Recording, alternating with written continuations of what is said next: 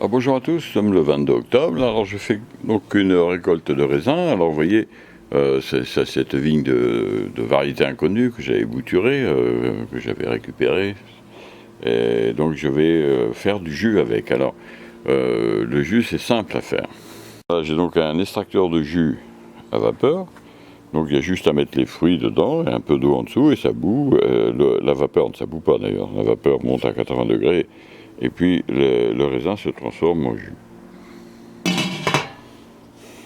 Et ensuite, il n'y a plus qu'à le mettre dans des petites bouteilles avec des bouchons, des bouteilles prévues pour cela, et puis ça vous fait des petits jus, hein, vraiment facile à faire. Il n'y a pas de souci. Donc voilà, donc on va faire tout ça. Donc la première étape, c'est de cueillir le raisin, et puis après je vais le laver tout simplement. Je vais mettre les grappes dans de l'eau, le laver, et puis ensuite les grapper, c'est-à-dire qu'on enlève les grappes, et puis les grains qui ne sont pas corrects. On garde que le meilleur pour faire un jus le plus délicieux et le plus parfumé possible. Alors voilà, le raisin a été cueilli, donc je l'ai mis dans l'eau, le laver. Alors le laver, ça ne faut pas laver ça à grande eau, c'est délicatement, il faut y aller doucement. Hein.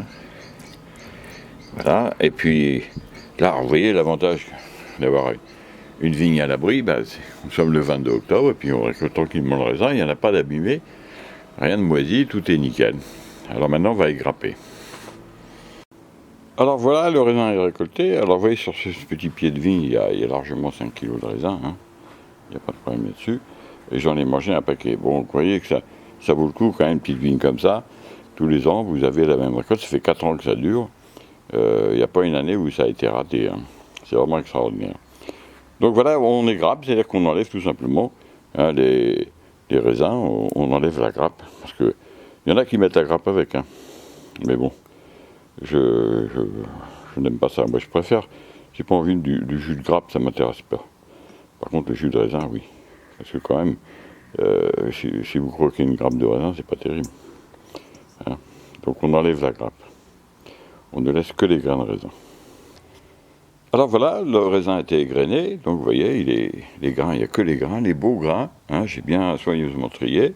Et vous voyez, j'en ai laissé quand même pas mal. Des grains qui n'étaient pas beaux, les grappes, il y avait des petits escargots, il y avait un tas de petits trucs comme ça. Donc vous voyez, là, ça vaut le coup quand même de les égrener. Parce qu'en effet, du jus d'escargot, bon, je ne cours pas après non plus, je préfère le jus de raisin.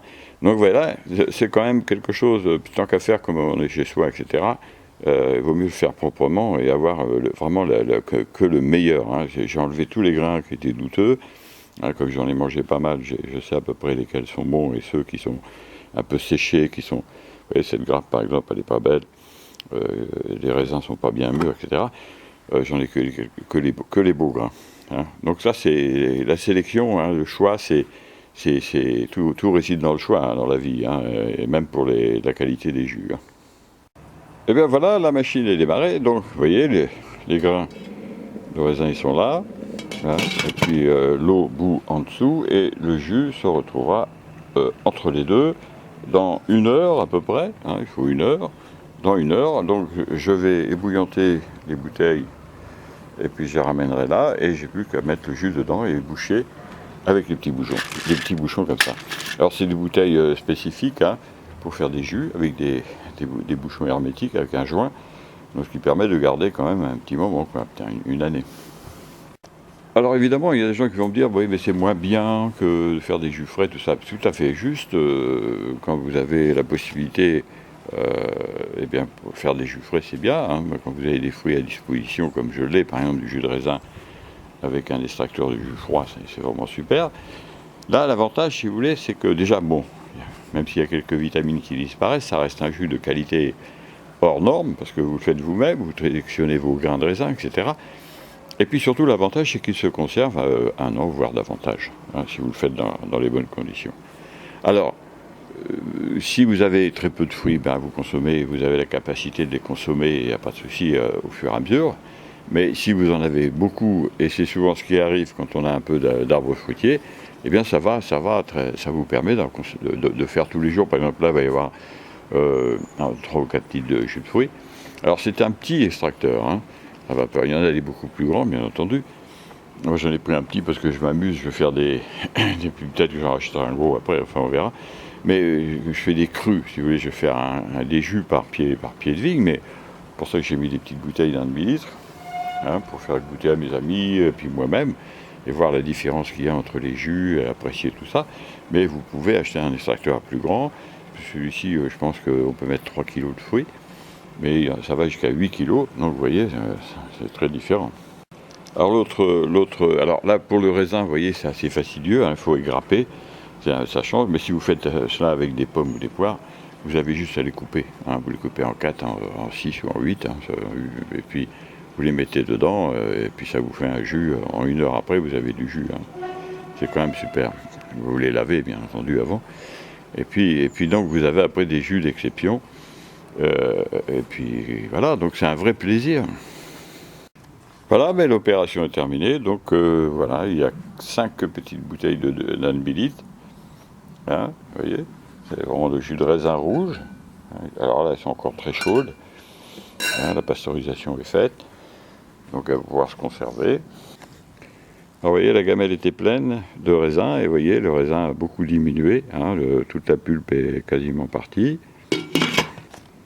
Voilà, il n'y a plus de jus, hein, tout est coulé, donc possible peut-être d'en avoir un peu plus, mais bon, c'est déjà superbe, je trouve, hein.